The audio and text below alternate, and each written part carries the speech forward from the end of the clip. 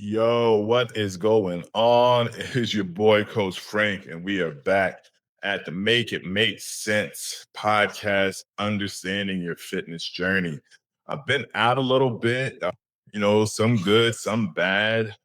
Reserve the bad for just say some personal things, but as far as the good, the lady and I just went on one of the most epic hikes we've ever been on. Havasupai it's the Havasupai hike to the Supai to the falls. It's the Havasupai Falls. It's one of the waterfalls. Either way, it's the Havasupai hike.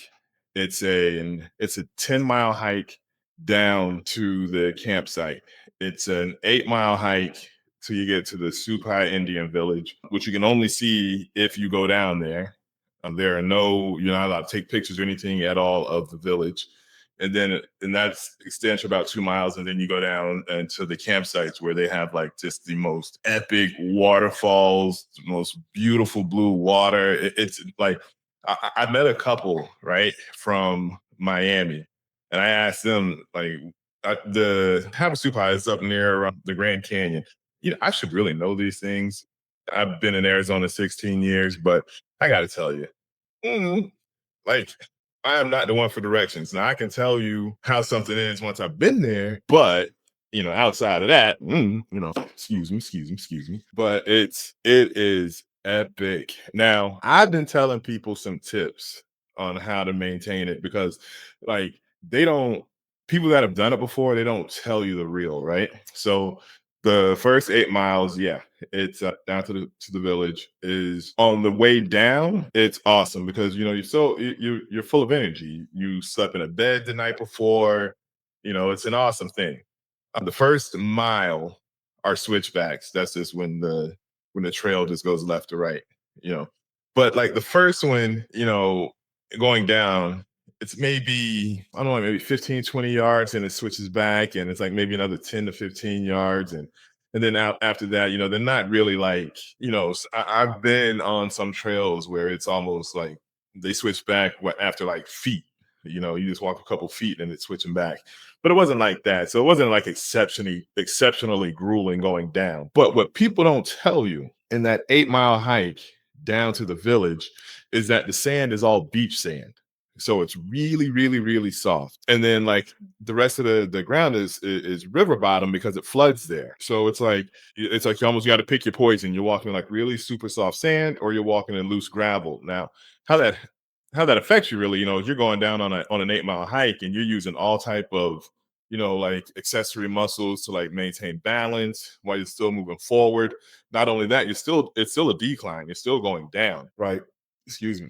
So what I would say, what I've been telling people, because like my girl and I, we hike here in Arizona a lot. So and a lot of stuff is trails, and the sand really isn't as deep. So we wear. I have hiking boots, but I also have trail shoes, and I'm more used to wearing my trail shoes. Now the thing with trail shoes is most of them have mesh somewhere, which means just go.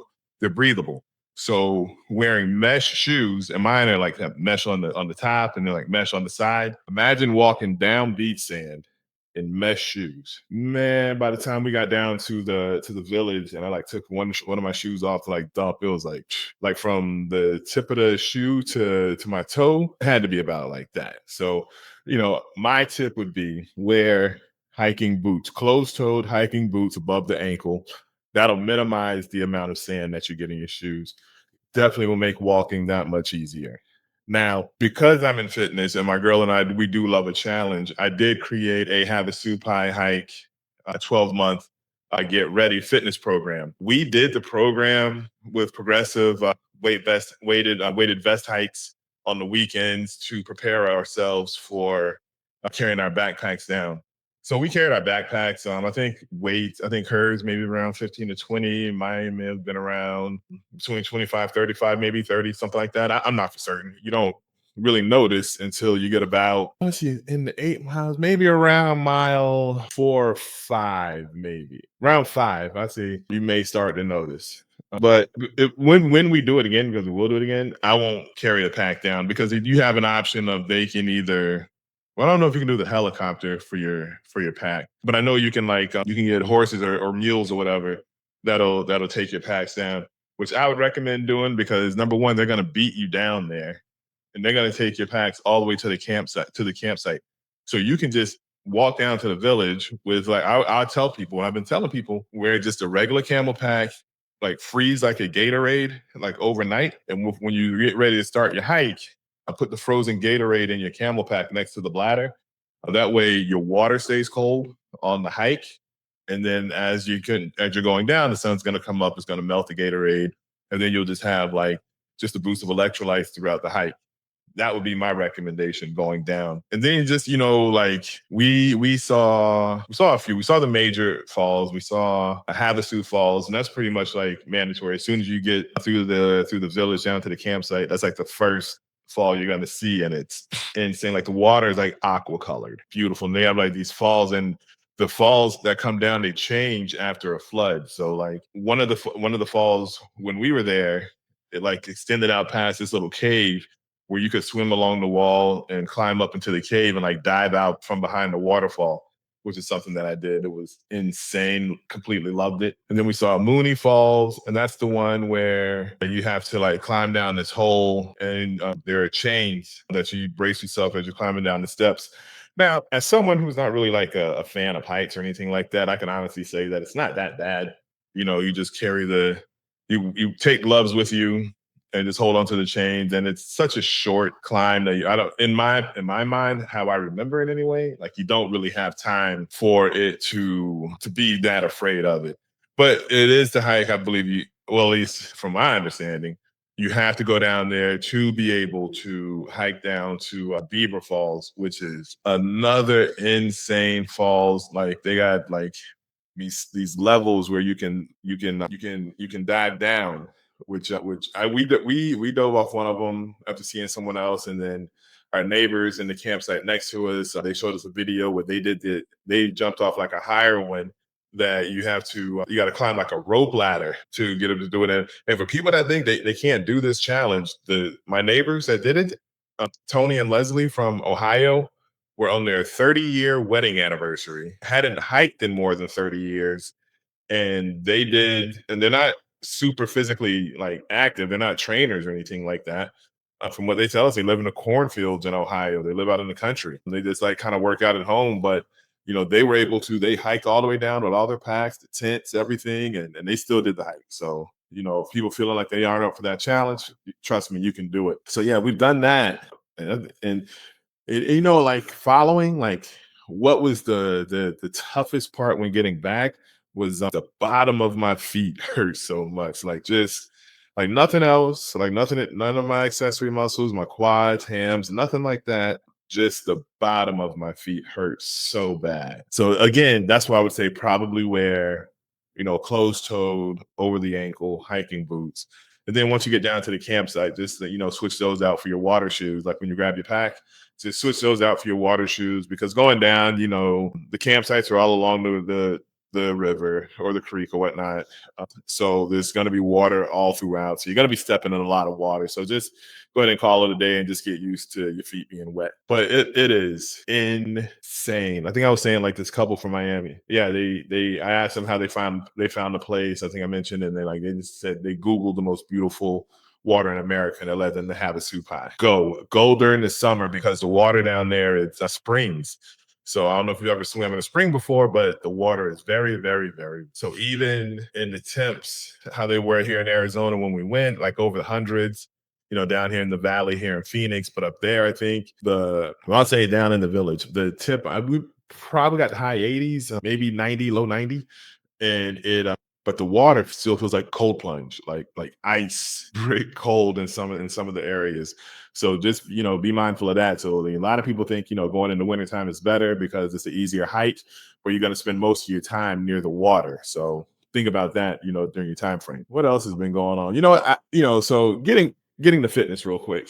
I was having a conversation with a cousin the other day, and I don't know, he's nervous about hiring me, so I don't know. But either way, he was asking me a question, and he works in the education system, and I think in telling the story. Okay, so I think when people are on their fitness journey, they don't sometimes people don't understand, how small things really add up to larger things, right? So, in speaking with my cousin, he was saying that, he works in education, and he was saying that it's easier for him when to maintain a meal plan or meal schedule when he's at work, because then he has his day is broken out into certain days, into certain times, and so of when he can eat. So it's easier for him to stay on schedule, when school starts. So he'll say, I want school starts now to be easier for him to do it. And okay, and what I heard was, okay, so you're able to follow a meal plan schedule. Now, where some people disconnect is how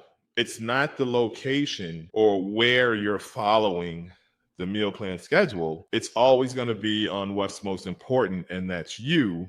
And what's important there is that you are able to follow a meal plan schedule. So once you understand that it's you following the schedule, it doesn't matter where you are, you just make a schedule. Now, if you have a schedule that's going to be work related, then at home, make a schedule as well.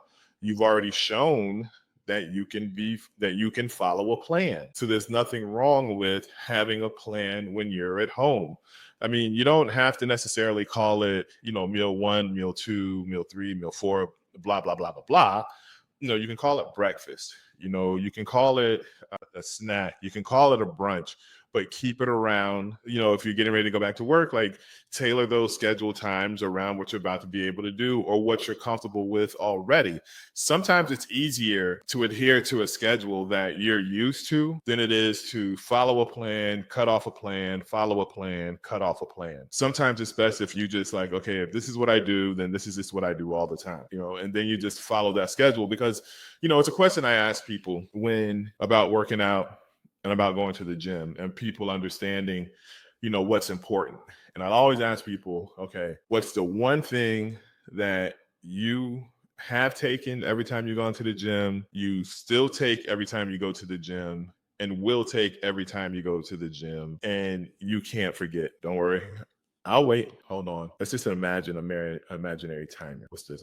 Because I don't sound that good when I make that song voice. Let's wait. Let's wait. Okay.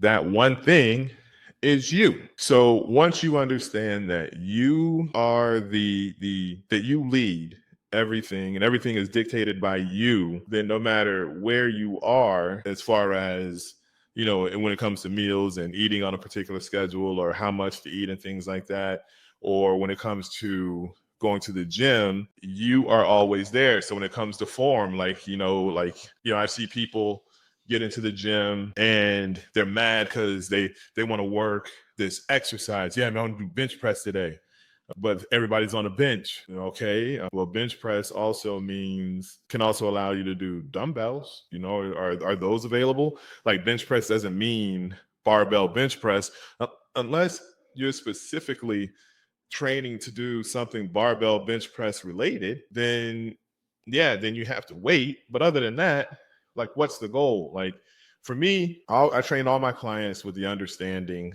that they're bodybuilders, that they're building their body aesthetically in a healthy way. They're following meal plans, they're eating. Whoa, what is going on there? They're following a meal plan. The workouts are dictated towards areas of improvement, whether it's they need to lose weight, then lose fat, whether it's they want to build, a bigger butt, whether they want to build hamstrings, quads. You're building that part of your body. So you're not going to the gym and working out to do exercises, and you're not trying to make an exercise better. You're trying to make you better. So how that goes back to the conversation with my cousin, and I'm telling him, and like I said, he's explaining how it's easier for him to eat when he's at work because he's on a schedule. So I just told him, hey, so just practice a schedule when you're at home. If it's the summertime and you want to do something more lax and you want to start changing to a different schedule, just set the alarms, wake up, and have your meals scheduled out. Do certain things at those times. If you're used to working for a little bit before meal one, and during his school season or school year, then wake up, read, journal, do some walking, do some meditations, but still, like, adhere to when you wake up, you're used to your body doing a certain thing, and then you eat. And then following that, let's say, if you're at work, your job now is to, in this part of your schedule, you're walking around. Okay, go walk around the neighborhood. Do a light workout. But basically what I wanted to understand was that your adherence to your fitness goal is not based on where you are. Your adherence to your fitness goal is based on how important it is to you. All right. So I guess that would be today's main focus, is that if it's your meal plan, if it's your workout, no matter if you're traveling for work, if you're on a vacation, if you're going out with friends, if you have a goal, then your goal is yours and it's going to always be with you. There's nothing wrong with turning down a drink, turning down a meal. Like, I've done it numerous times. Hey, Frank, you want some of this? Like, nah, I'm good. I ate at the house. I'm fine. Hey, you want some of this? I'll try it. I'll try a little bit. But there's no reason that just because you have outer influences that it should affect what your inner goal is. But your goal has to be that important. Remember, it's your honest motivation. It's the thing that, when you close your eyes, you can see that goal. When you look at your reflection, you see that goal. It's one of those, your honest motivation is that thing for you, that when you're out with people, you will decline certain advances. Your honest motivation, isn't dictated by, well, I'm in this, like I was telling my cousin, well, I'm at work now, so I start focusing more on my goal when I go to work. Like, nah, keep the same thing. Because regardless of, all the trends and what's cool or whatnot, the number one thing towards your fitness goal is consistency. The longer you're able to maintain, it's just like building your muscles, time under tension. The longer you're able to keep the tension on the muscle fibers that you're working, the stronger those muscle fibers are going to be. The more you're going to be able to fill yourself out and make your muscles stronger. Is the time under tension, your consistency with your form, your consistency with the contraction of your muscles. I can't make it any simpler than that. One of the things I used to say, I say to my clients is, if I'm telling you to do something, that's like literally what I'm saying do. I'm not trying to trick you or anything like that. The main thing I try to do is I try to kiss. I try to keep it simple, stupid. I remember, like, I don't know, people used to write that in my yearbook back when I was a kid, but that's exactly what it is. Like, keep the main thing the main thing. Like, you're working on you. That has nothing to do with what gym you go to. It has, whether or not, if you're working, your chest, it has nothing to do with whether or not you're using barbells, dumbbells, cables, bands, whatever. The focus is the contraction of your muscle fibers that are in your chest, that are in your pecs, that are in the muscles that you're using. That's always the most important thing, is the contraction of the muscles. And one of the hardest things for people to understand is how important that is, which is why, I ask people, if all you had to do was go to the gym and use the machines the way the picture says, then wouldn't everybody look the same? All right, then. So there has to be something else, and what that is your adherence to the consistency of the contraction or the tension on your muscle fibers. That's why some people look different in the gym, because that's what they focus on, and that's why some people, they can do exercises, and if that's your goal, that's fine. That's completely your goal. But for me, and a lot of people I know, the goal is to improve, not only their health, but also improve their aesthetics, how they look. They want to look better, not only to other people, but they want to look better to themselves. So you're building that body that you want to look better. Matter of fact, here, listen, if this made it to you and you understand what I'm speaking about, but yet you need help on your fitness goal, on, okay, well, Frank, my problem is the schedule. I don't really adhere to a schedule, and how do I break down, my meals for my schedule? Yeah, okay, I want to do workouts, but I don't exactly know what I want to work out on. I go to the gym and I just, I do exercises. If that's you and you need help on your fitness goal, listen, I'm always accepting clients. And right now, for this summer, right now, I am going to accept, let's say, 10 more clients to my online training programs. That's based on whether or not your goal is to build your glutes, if your goal is to lose fat, if your goal is to build muscle, you want that beach physique, whatever your goal is, message me, DM me, Coach Frank, hit me up on Instagram, frankly fit underscore the fat loss expert. Let's work together. Let's build the better you. And let's find the plan and program that makes you better. All right. Hey, y'all know the motto.